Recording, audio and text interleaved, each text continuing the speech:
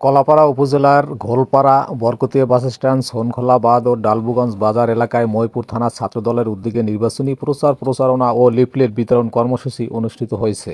মহিপুর থানা ছাত্রদলের আহ্বায়ক মোহাম্মদ তানজিল আলমের নেতৃত্বে আয়োজিত এই কর্মসূচিতে উপস্থিত ছিলেন ইউনিয়ন ছাত্রদলের সাধারণ সম্পাদক রুহুল আমিন রিজভী সহ ছাত্রদল নেতা সৌরভ মল্লিক, সোহেল হাওলাদার, জুয়েল আকন, ইয়াসিন আরাফাত ও শাকিল পেদা।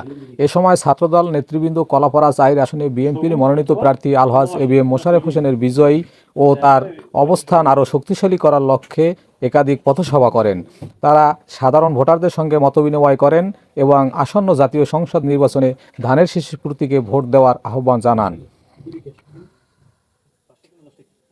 বক্তারা বলেন, বিএনপি নেতৃত্বে জনগণ ভোটাধিকার ও গণতন্ত্র পুনরুদ্ধারের লক্ষ্যে সবাইকে ঐক্যবদ্ধ হতে হবে। তারা নির্বাচন ও বিএনপির কর্মসূচি সম্পর্কে সাধারণ মানুষকে অবহিত করেন।